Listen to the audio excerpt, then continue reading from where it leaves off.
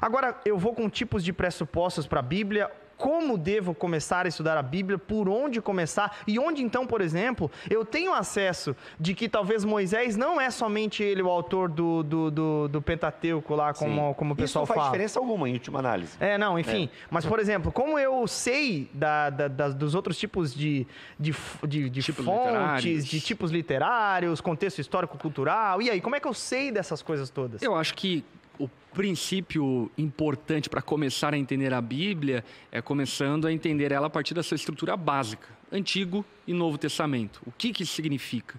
O que é o Antigo Testamento e o que é o Novo Testamento? O que acontece no Antigo e no Novo Testamento? Será que Testamento é a palavra correta? Será que não seria Antiga Aliança e Nova Aliança? Então, a compreensão já dessa divisão, ela é fundamental para você entender, por exemplo, coisas muito básicas, como a gente estava falando anteriormente, a respeito das leis cerimoniais, da lei civil, dentro da realidade judaica, desértica e assim por diante. E quando você, então, compreende já essa estrutura básica, muita coisa é sanada.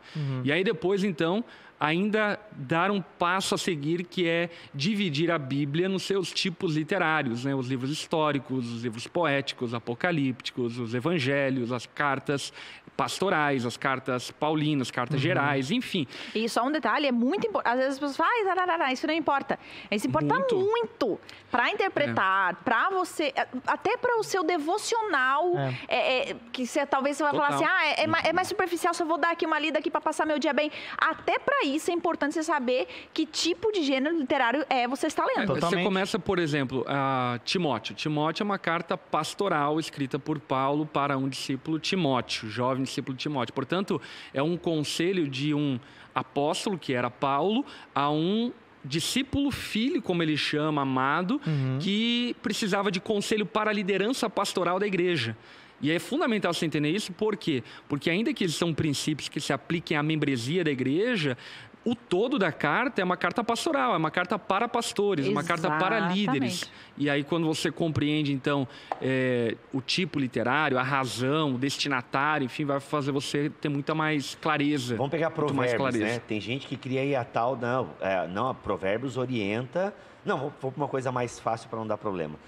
Porque, olha, o meu filho está desviado. E a palavra diz que ensina o filho no caminho que deve andar, e quando crescer não vai se desviar dele. Pô, tá lá em Provérbios, e meu filho tá desviado.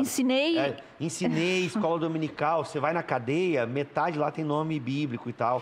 E, poxa, por quê? Não sei o quê. Gente, é aí que tá, você precisa conhecer o gênero literário. Provérbios não é promessa. Provérbios é literatura sapiencial, são conselhos. Sabedoria. Não é uma receita de bolo, é sabedoria. Sapiencial é sabedoria. Até uma coisa sobre... Não é uma receita de bolo, tipo, eu fiz e vai dar certo. Não, você pode fazer e não dar certo. Mas se você fizer, talvez vai te ajudar. Talvez dê certo, porque assim, são conselhos, ou seja, os autores de Provérbios, tá, que não foi só Salomão, tem outros autores, isso está inclusive no texto, não é coisa minha aqui, né, mas os autores de Provérbios, eles são o quê? São analistas da vida. Entendeu? São sábios, são aqueles que olham a vida e ensinam a partir do que aprenderam com a vida e, claro, por meio do Espírito Santo também, por meio da história que os precede e tal. Então, assim, é por isso que é importante a gente conhecer os gêneros literários. As próprias narrativas, por exemplo. Pô, dá para eu fazer doutrina em cima de uma narrativa bíblica? Então, é um assunto meio debatido. Por quê? Porque ali está contando uma história. Aí que entra a teologia sistemática, justamente. Né? Dá para eu fazer uma doutrina bíblica em cima de uma narrativa? Até dá. Mas aquilo que está sendo ensinado na narrativa está sendo reforçado por algum outro texto didático que não é uma narrativa?